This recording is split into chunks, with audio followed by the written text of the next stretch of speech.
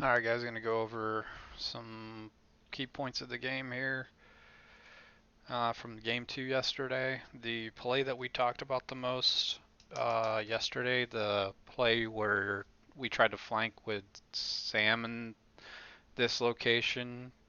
You're going to be disappointed because I'm fairly certain that this guy was watching our stream, and you'll see what I mean once we get to that part. But we're just gonna go through. I have time, um, some times in the game marked here. 2:45 is the first one, which is gonna be up on this side. So this is obviously the two guys trying out, but we need to be aware there's summoners as well. Like he has ignite, so we need to make sure that we take our time and hit our combo. We literally missed charm and the EQ combo on the Hecarim, so he gets first blood. So I don't care what situation this is, whoever this is, you guys just you need to be making sure you're hitting these. He's immobile, just needs to be in our favor here. But they get first blood, but we get the double buffs.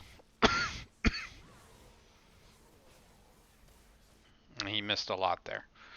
But it's just like things like that we have to fucking hit. We basically missed everything. So it's important we talk about like knowing their item spikes and everything. You still have to know their summoner spells too. They have ignite um, on the jungler there, so it's a unique thing.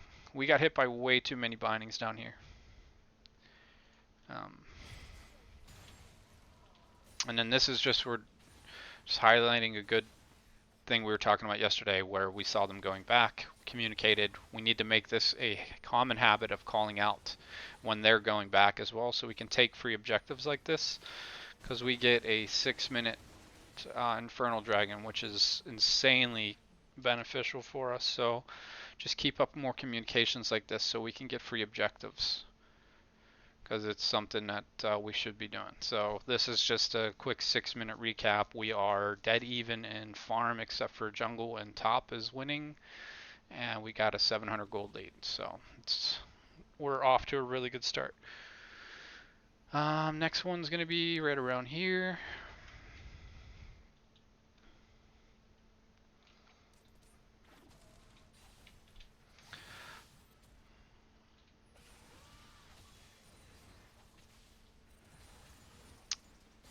Good job getting a ward mid side there, Nick. The hell did I mark? Oh, it was 8 minutes. Whoops.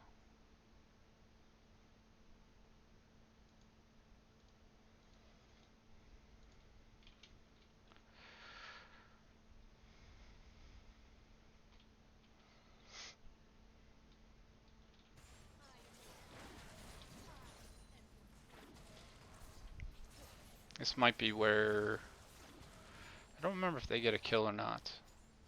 Bottom lane. I think it is. Oh yeah. So we have two pinks in our inventory here. That's what it was. We have two pinks in our inventory. We haven't seen him in like a good 30 plus seconds. We need to just get vision out here. Like it doesn't matter if you throw a pink down here or not. I know it'll feel like a waste.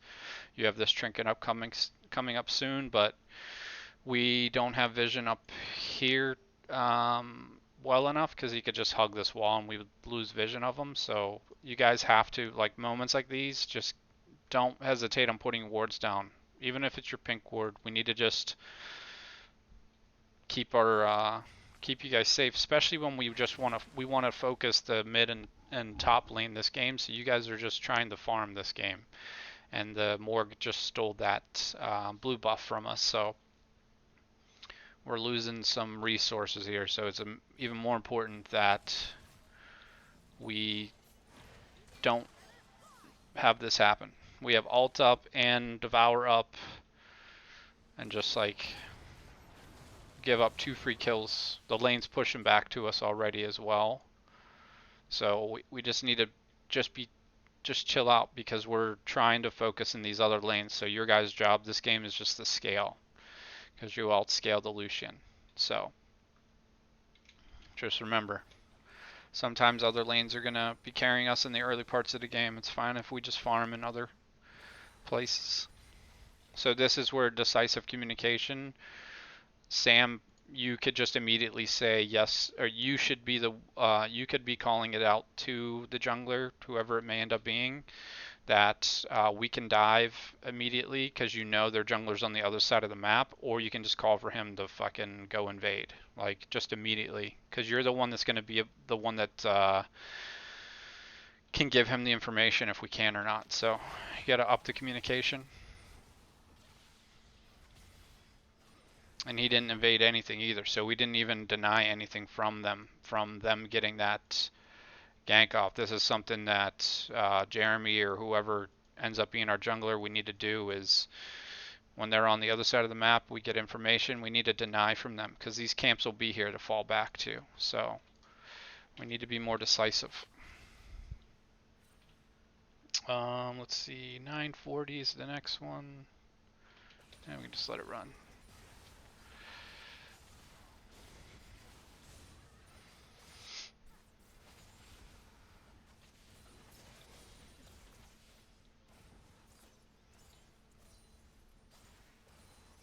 And again, you guys push right here. So this is what this thing was again.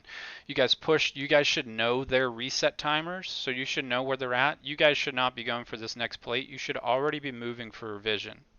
Because if he was just down here and ganked you guys, most likely this is majority of this is cleared. It just happens to be all of it's cleared. But you guys again have fucking trinket and 2 pink wards, and look at your vision right here. You should immediately got the first plate and then just been looking to get vision, and you could have even made a play with Nick's ultimate mid lane. Like, we have to look outside of our lanes. You guys can impact everyone just by getting vision for us. If you got another ward down like in this area, then you put a roam up and get a pink up to here, and then you guys maybe gank this, and maybe you guys can call for a collapse because you guys had all the priority in the world. You got a plate. We got to look for vision, like all the time. This is greed, wanting to go for this. You have to know their back times. So just keep looking for vision, and then especially this is something you guys haven't been playing much, the Tahm Kench support, which I do feel like it is good still. It's probably better paired with something like a Jinx though, or an Ezreal. So it's something we can work on. Because I actually wanted us to play Jinx more so this game, but you guys mentioned the Xayah, so we went with the Xayah. Okay, so this is marked down 10. I went too far. I marked 1050 and I'm at 1150.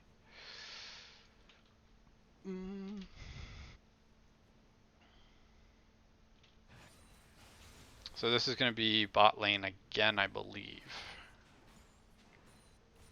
Oh, this is the one. So this is where you guys are talking about trying to make a play bottom.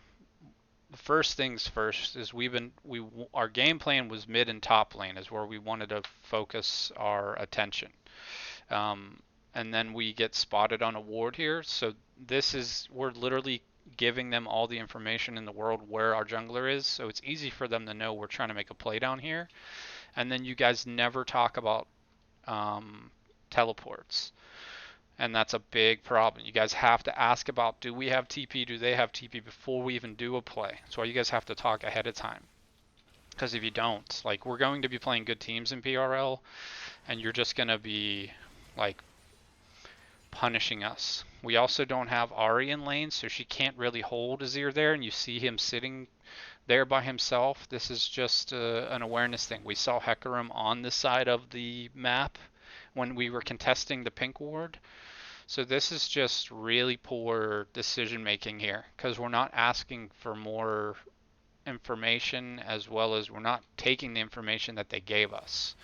So this is you guys trying to force.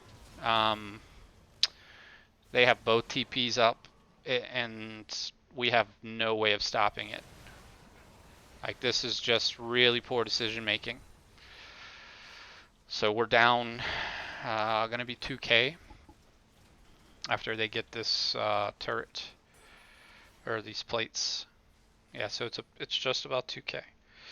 So just really think ahead of time of what you can ask if you're trying to set up a play. And obviously, we'll need whoever's our full-time jungler to be the one leading a lot of this conversation. But if they're coming to gank your guys' lane in particular down bottom, you guys should be asking about teleports because it's common that there's one or two teleports on the other team right now in the meta. So you guys have to be the ones driving that conversation, especially if you're the ones calling for a gank. Um, but again, we wanted a hard focus mid and top this game, and you're just supposed to scale. So the fact we got double killed bottom once already is a mistake on our part. Um, just being too extended while the wave is also pushing back to us, and then trying to force us off of what our initial conversation was when the flow of the game hasn't suggested that we should. So we have to create better habits of not trying to force stuff like that, especially if we're not going to be asking for the information. So just keep that in mind. So 1320.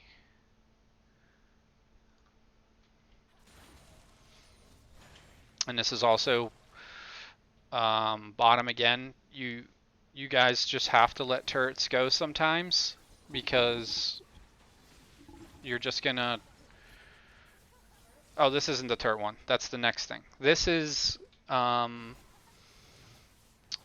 this is where we should have gotten Herald for the first time because you guys these two make a good play together, and then Sam immediately gets a kill top lane solo, and there's not one person out of the five of us that calls for Herald here, which is insane to me.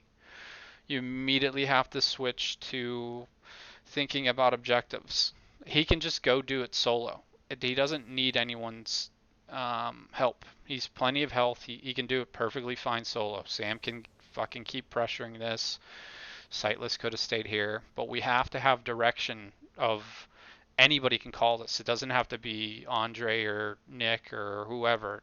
This just needs to be common practice. We make plays. Can we take anything objective based right after? Immediately, this is a yes. So the fact that nobody said anything there was a really big problem. But then this is a tendency that we have as a team is we make a good play on one side of the map, then we give up something on the other side. Because they're going to get this turret, we overstay, and they get a kill. And we end up getting some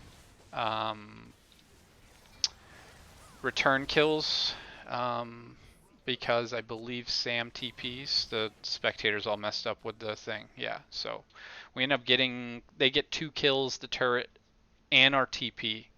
So it's still a win in their favor because they got the turret as well and our TP. So we just got to let turrets go sometimes. We just have to. There's no reason to overstay at a turret. Okay, next time, 14, 15. Oh, that was part of it. Okay. 16, 15.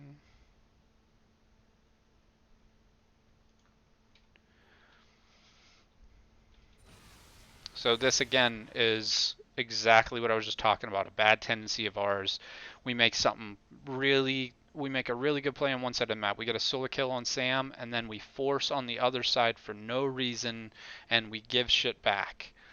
As soon as Sam gets this kill, our thought process should be stack mid and force them to stay here with us, because if they want to try to force on the Herald, which they are trying, we're going to take one turret no matter what for free here and not die. And then if they continue to stay on Herald, we can still push for the second mid turret. But we are forcing bad fights.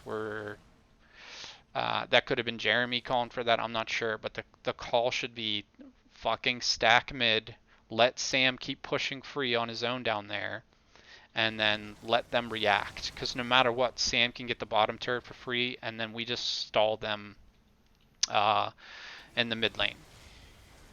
So instead, we end up having just a 1-for-1 trade when we could have gotten a lot more out of this. We could have got 2 turrets out of this trade right here because of the solo kill bottom. We we gotta stop. We end up getting a whole bunch of kills, but in a funnel, like this looks fine because you guys end up getting a whole bunch out of this, but it's poor decision making. You guys should have had 2 turrets for free and no deaths. Luckily, they try to do shit when the fucking Sam's in area is super fed, and Sightless was strong at the time too. So was fucking. I didn't even realize he went warrior. Oh, I did not know that Jeremy went warrior. Interesting. That is a mistake. But yeah, just like always trying to force things is a problem. We should be looking for the small wins over and over again on them. So the fact that we ended up getting 3 kills there in a turret and dragon is an anomaly. It's them doing dumb shit too. So you guys just gotta really start thinking straight into objective instead of we make a play on one side. Like our objective there could have been Sam got a solo kill, he stays bottom. We just sit mid and force them off a Herald instead of trying to force onto them 4 versus 4 where we don't have an advantage. So this is the next one. I said 1830, so oh, this is where you guys make you start making a lot of good plays. Look at our vision right now too. This is exactly what we were talking about before. You guys are stronger overall as a group right now. We have a 5k gold lead. Look at your vision. You're choking them out. This is really good. This is the kind of shit you guys can be doing. You forced him into your vision line and you got 2 picks from it. And now you guys can immediately turn and get the Herald, which we should have had 6 minutes ago, but you still get it because you're doing a good job of controlling vision and forcing them into you. So this is really well done. And then you guys make a bunch of small moves here as well, and I believe you guys get 3 turrets in a row, which is really nice. But we also force on that mid turret, which is just us being overzealous.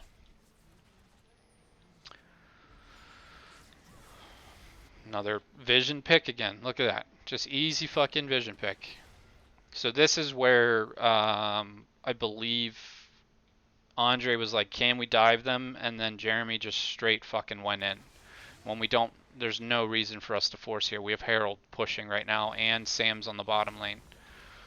It just doesn't make sense. We get the turret for free, but we gave shit back. So now we have to retreat.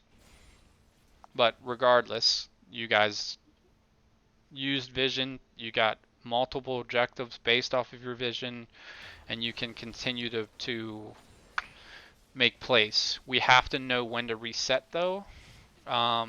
Like right away. We know that Jeremy's dead. You guys have to reset as soon as you get this turret. No hesitation. Just immediately we're all walking backwards, getting the fuck out of here. So it's good. Because now the next objective is Baron, and we have plenty of vision still, but we want to do exactly what we talked about after the first game, is just control the vision and fucking force them into us when we're this insanely strong as a group. We have a 5.5, 6.5 K gold lead, a little more than that.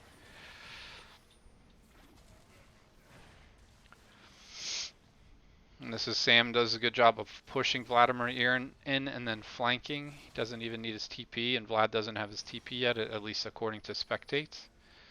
But look how you guys are just literally choking them. You know exactly where they are all the time. And now you can easily force them to come to you again at the Baron, because if they don't, you guys are going to get a crazy amount of objectives off of it. So this is exactly what we talked about after the first game. So this is really well done by you guys. And now we can force onto them because they came into our vision line. And now Baron's free. We used 3 flashes for that, but it's fine. But now Baron's free. So now we get the fucking biggest objective This is something you shouldn't be trying, Sam. We shouldn't be forcing, especially you have a big shutdown on your head. You have 600 gold shutdown. You should just be chilling at that turret while we're doing Baron. You're just giving them shit for free, like we keep talking about.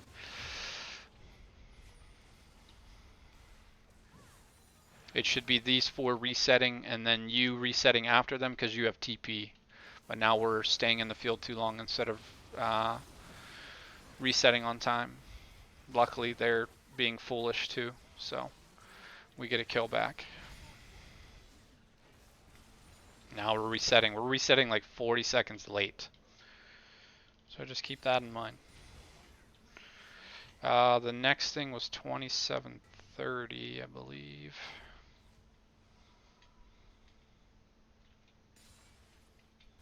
So this is the conversation that I was trying to drive home to you guys. Right now, literally Sam can 1 versus 2 everyone except for the Hecarim. Like it would be a pretty even fight. If he Zonia's the Hecarim ult, he would probably beat him. So this is why you guys should be stacking 4 top side with the super minions. Or not super minions. I think we had Baron buff on someone still. No? It doesn't matter. This is why you should be having Sam be the one that's solo in this lane because they have to send 2 people to him. And if they decide to put a Azir over here instead of Vladimir, Vladimir's super weak. Like, it doesn't matter. Sam's going to get this for free, but by us stacking 4 people on this side, it's harder for us to get this. Because now we have to make a pick or a team fight to get it, when Sam would just be able to get this easy, and then if they don't respond to him, he could start pushing into the Nexus turrets because we have supers coming down mid lane as well.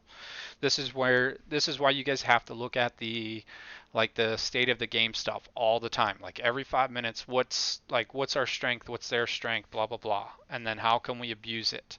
So you literally would just want to pull their 4-man group to this side and let Sam do his thing and get this for free. Because as soon as this goes down, the game's over.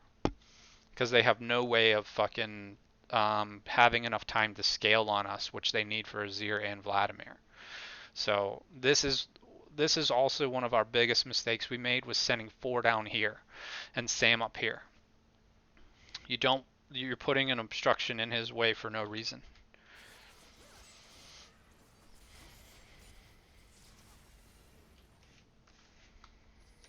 So just let it run through a little bit, so we can just see the fight that happens. And so this is what I'm talking about, is now we're calling all the attention down here because we have the stack here, so it's immediately going to be harder. And then you guys continue to start doing solo missions like Sightless does here, Jeremy does it as well, and then even the fight to get this turret, we had 2 people back here when we weren't ready to fight. Like, your communication starts to trail off in the mid to late game. This is why we start having problems, is because we're bloodthirsty and we just feel like we should be forcing all the time. So now, look, we're just in a team fight now. And yeah, there's no objectives going to come out of this. Because they still have Azir here. The Vladimir's strong enough to survive because of all the spell vamp and lifesteal he has, so even Sam dies 1v1 because he has to fight a turret. This is why we need to learn how to properly stack to give our strongest players what they need, how they can abuse their lead, basically. So if some games it's going to be Andre, then that means we're going to need it's just going to be part of the 4-man group. You guys can also do 3-2 splits, which isn't a very common thing, but you could easily do different things to abuse how you have leads on certain players. But now this is where the game just starts getting out of hand, because now they're scaling. It's to the point of the game where they're starting to scale. Azir's got some gold on him. Vladimir's still fairly weak, but he's still Vladimir, so he's scaling up. So the next thing's at 31. So we get the second Baron.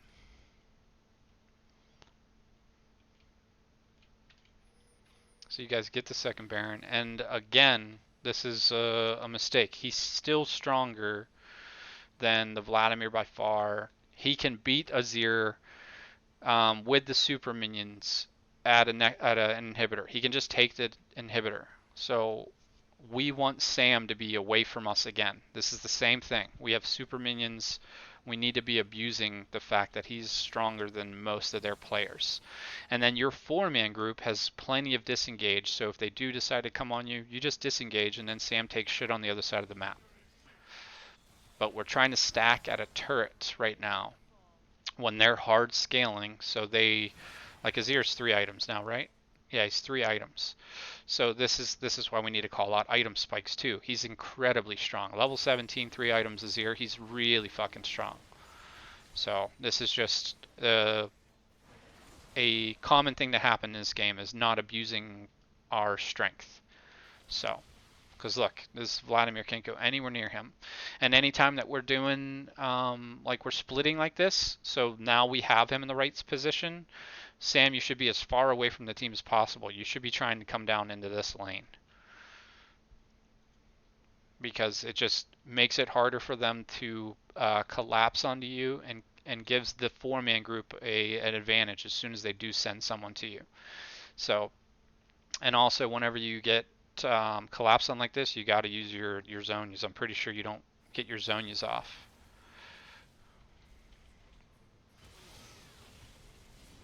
So it's just like we're giving away stuff for free. Like we can't have that stuff happen. Now we just lost all of our advantage again.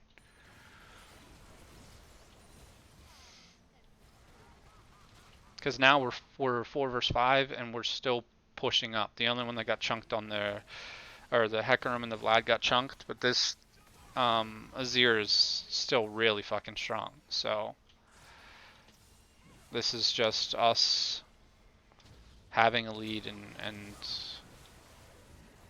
not communicating how to keep it going basically, and just drown them out. So the rest of this game is basically we get this one inhibitor, and then I don't think we reset in time. Yeah, so we're not looking at timers enough. We get the turret, and then we should be looking to just get out of here. And we get a TP here without us talking about we want to fight or reset, or we end up just giving back like 3 kills or something here. This is what I'm talking about us having scattered communication. This is where we lose leads. We still have a fucking 7k lead right now, but we're not actively getting anything for free. So the last thing is that we can still win the game, obviously. So what we want to do is set up vision around the Elder, and all we have to do is get rid of that plant and then force them to come to us here, and we can still win because you're going to force Hecarim to come way ahead of the rest of their group. But instead we try we try forcing again. This is Sightless's forcing. We got 2 of them split, which is fine. We got a kill on the Morgana, but this is where like we're so split right now. We need to just be calling get Morgana and then go to Elder. No more fighting. Why are we not immediately looking for the objective here again? Like we should be calling Sam off. I know you guys are 5 versus 4, but why not just take the easy objective here? We even have a 2 level lead on the jungler.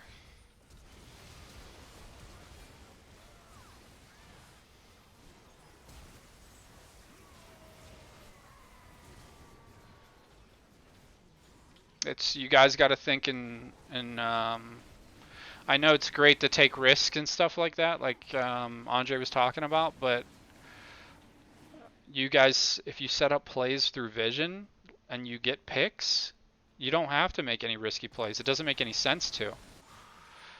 And he held on to not finishing it until they all spawn, by the way, so they all have it. So this is where I'm going to show you that their mid laner was ghosting us 100%. So you can just watch the mini map right now, okay? There's no vision of where Sam is at all.